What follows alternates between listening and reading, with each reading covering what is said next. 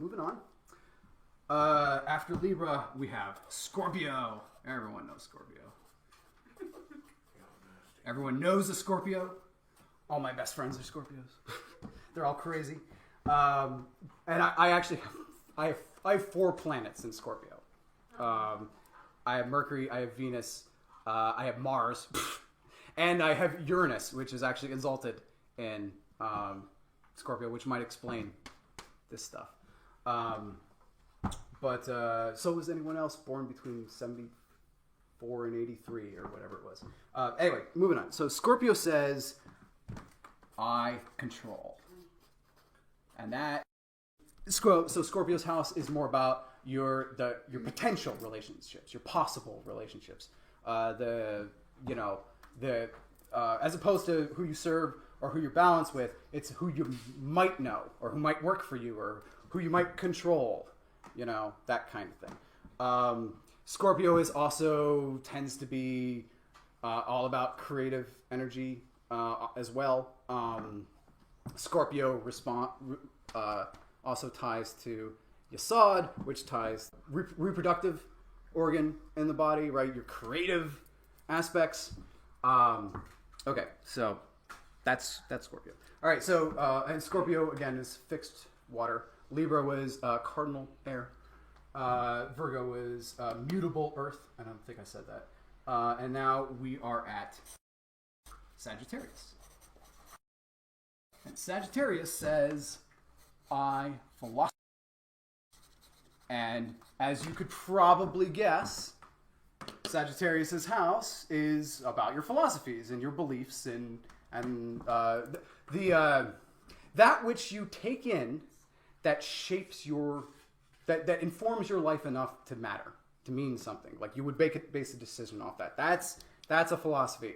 And because he's mutable fire, if you can imagine like the centaur firing his bow, choosing his targets, putting his philosophy, out there where in a mutable way, as opposed to being impulsive, the I start but I kind of don't finish, or the I burn slow and steady.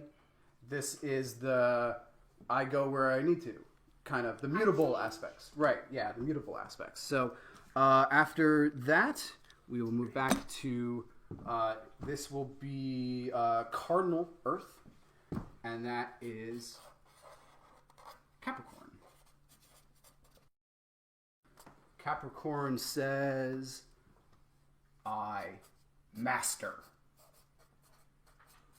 Now, what's also worth going into is technically the planets rule signs as well. So, for instance, since we were talking about it so much, Saturn rules Capricorn. Okay, it's like Capricorn is the Saturnal house in that sense. He is like the goat, the mountain goat. He is constantly trying to get to the top of the mountain, right? That's his nature, right?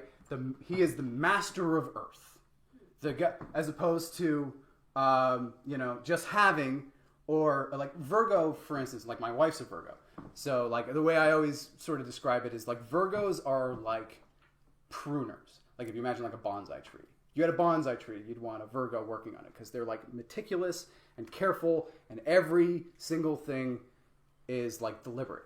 Except all your strengths are also your weaknesses, right? Everywhere that you're strong is also where you're weak. So while Aries is impetuous and gets stuff started, he tends not to finish, right? Virgo kind of doesn't know when to stop pruning. That's like her weakness. She doesn't know when to stop being mutable, right? Because that's her nature, to be mutable. So like, if you don't know when to stop, you might ruin it, right? In the same sense, Capricorn is like the master of Earth. This would be your CEO of a major corporation, would be very Capricorn. Presidents and leaders and that kind of stuff are masters of Earth, generally speaking, or whatever. It's sort of like in the same way that the Saturn also kind of rules Earth in the sense that everything is bound and nothing is more solid and bound than matter, in that sense. So that's Capricorn, right? So, you can see why some people gotta give him a bad rap or whatever, but that's just his nature, man. That's what he does. Climbs the mountain. right? You climb the mountain. We climb the mountain. Everybody's looking for paradise, whatever that is, right? Everybody's trying to get there. And, it's kind of, in theory, what we're searching for, and these are the tools to use. Make your own paradise. Make heaven here now. Why would you deserve it in the afterlife if you couldn't make it here? Or whatever. So, anyway, we're almost done. All right, so moving on, we're back to the air signs. And Aquarius. Everyone loves Aquarius. And Aquarius says, I. So while Capricorn sort of oversees your place in life, your role, your almost like why you're here. Like when the robot becomes self-aware and goes, "What is my purpose?" It's like, that's your purpose. What's your purpose, right? So while your career perhaps may be Capricorn, Aquarius has more to do with your hopes and your objectives, right? Your master plans, your great, huge dreams. Aquarius dreams big. That's kind of his thing, right? He's independent. He doesn't give a crap what anybody else thinks. He's going to go his own way, man. And, that's Aquarius, right? Okay. And then we're at the final, which is Pisces. Fixed air, mutable water. And we're done. So Pisces. Pisces is water, right? Pisces is water. Oh, that's interesting. Everybody's like, why isn't Aquarius water? Why is Aquarius an air sign, being Aquarius? But think about it this way. He's the water bearer. He's not the water, he's the jar. Right? He's the air that holds the water in form. Makes sense? Okay, cool. So Pisces says, I believe. So you can see, for instance, where you start getting a lot of, if it wouldn't probably be a huge surprise to see where some of these signs would be exalted in others, for instance. What do you mean by exalted? Okay, so, all right, I'll let you in on a little secret, something I figured out. Okay, so we were kind of talking about Joseph Campbell before, right? I am obsessed with his work on the hero's journey, right? The hero of 1,000 faces. I am obsessed with that as a structure. I'm trying to create a whole game around it. I have this whole idea, right? But what I noticed when I was looking at his work and I was studying this stuff at the same time, I happened to notice that the hero's journey follows the zodiac. For instance, the call to adventure. Hesitate on the threshold. Supernatural aid. Crossing the first threshold into the realm of the unknown. The zone of magnified power. The road of trials. Unity with the goddess, for Venus rules Libra. Confrontation with the father figure. Supernatural boon. You got the who's what's it that you went on the quest for. Hesitating on the return, or basking in the realm of worldly delights. Magical flight, and crossing the return threshold changed. It's all right there.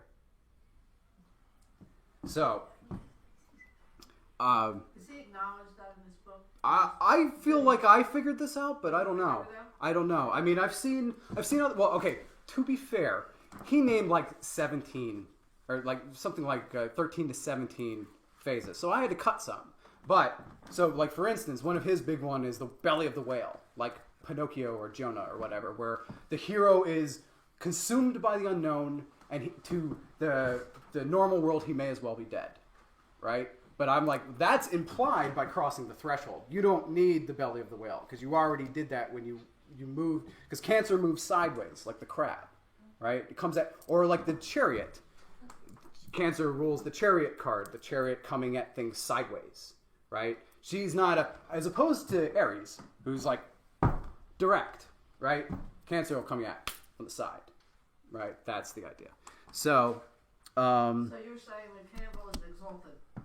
Well, okay. Oh, right. That's why I put that out. All right. So, for instance, one of the other things that I kind of noticed and got kind of turned on to was the idea that all our great myths and stories and legends are essentially exemplifications of certain planetary and zodiacal combinations. So, for instance, the sun is exalted in Aries, as opposed to like Mars rules Aries, but the sun is exalted in Aries. And that is every action adventure, kick in the door, beat up the bad guys story we've ever heard. Another one is another exaltation is when Saturn is in Libra. And that represents like marriage unto death, right? To eternal love, right? And that's your Romeo and Juliet story, right there. Love unto death. There's more. There's way more. But so for instance, that also kind of explains a lot of our god forms from myth and legend and stuff. You can we're gonna get into that, but there's so for instance, you can put all the Greek gods on the Tree of Life. You can put the Norse gods on the Tree of Life. You can put the Egyptian gods on the Tree of Life. They all have these planetary correspondences. So just real quick, Thor, Tyr, Balder, Freya, Odin, the Norns. There's the Norse pantheon right there. You know, you can do Zeus, Ares, or Athena, Apollo, Aphrodite, Venus, Hermes, and then you've got Diana or whoever, right? Okay, wait a minute. Let me see if I get this straight. This is, this is Kabbalah. Mm-hmm. This is Jewish mysticism, and you're using something that's outside of Judaism. Not really. Sign mythology and all that. Well, let's put it to you. Let's think about it another way. Now, I know what you're saying. That becomes a problem now because we don't have. It's okay to put Keter and all that, what you're saying, but now you're signing something that's completely outside of Judaism. Well, first of all, my friend, that's the problem. these planets are in Kabbalah. Well, This stuff is in there. So, well, we have planets, but these correspondences, I didn't make this stuff up. These correspondences are in Kabbalah, and my point is, the reason that you do that, the reason that I do that, I love comparative religion, because I think that the second we get caught up in a single dogma, missing the point totally, right? We can only know what's true to ourselves. We come together and we try to revolve around different concepts, right? Whether it's What he's saying, Mark, is all of this. Wait a minute, hold on. Everything overlaps. There is no. I understand your faith, but what he's saying here, all these different mythologies, they do overlap. They intertwine. If anything, I think it makes a more powerful, accolade for the Kabbalists that they came up with this in the first place, right? Because all right, I probably should have said this before, but the map is not the territory.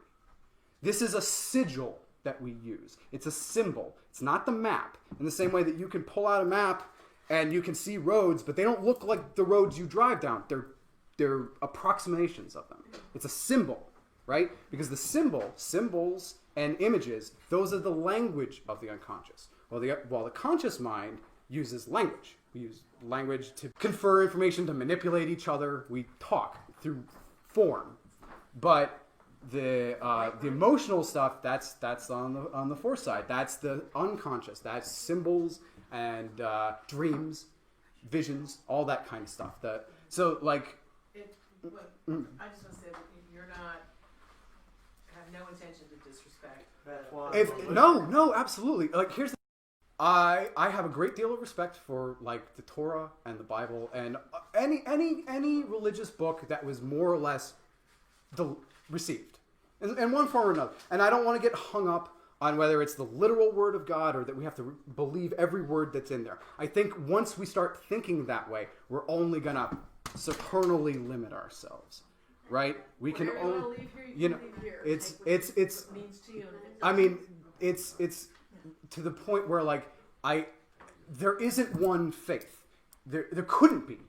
If we had one mandala that would answer all of life's questions, and everybody could look at it and they would see it and know it, and that would be it. We'd be done. We'd be done with this whole experiment, right? Because everything is subjective. And while I like to present this in a sort of, hey, this is sort of universal, it's only universal to me, guys. You know, it works for me. And I've had success, like success enough that I feel confident that I can stand behind here and kind of talk about this stuff, right? So, like, it doesn't diminish. If anything, I think it empowers that stuff. Because there are always different ways to read received text, right? You could read it literally, right? You could let's take the Noah's Ark example, right? We could read it as a literal story. There's a dude built a boat, put 2 of every animal on it. The world flooded. He ended up on a mountain, right? The waters receded. He was spared. The end, right? But we can look at it a different way. We can find a metaphorical story in that. In that, while, yes, there may have very well been an actual deluge sometime in our... that doesn't matter, because we can still take the story of Noah's Ark and we can see the story of evolution in it. We can see the story of natural selection, or following your divine will, or ending up on the top of the mountain. Like, there's a metaphorical story in there too. Now, there's even perhaps a more esoteric way to view it beyond that, where we could kind of start looking at the tree of life. Remember when I did the story of Genesis? And I'm like, it's here. Do you see how it's here? Right? If I said Father, Son, and Holy Spirit, you'd see that here. Right? Doesn't mean it's true, or it doesn't diminish anything else. It's just a system that we can use if we want. Right? Or you can say, bullshit. No, Rob, that don't work for me. And if it doesn't work for you, then that's true. You can't work with it. I wish you could, but you can't. So, like, what am I going to say, right? You know? So, like, sorry, now I feel like I'm defending a little too much. I hope that you and I are on the same page. I really do think that not only were they on to something, they got a bunch of stuff really right. Really right. And there is a mystery to the Hebrew language, the way that the words are depicted. There's something fourth dimensional going on with it. I can't tell you what it is. I don't know, but I know there's more to it than just letters. More to it than just letters. And that's why we'll actually tend to use Hebrew when we're doing our magic work, when we're doing intonations and stuff.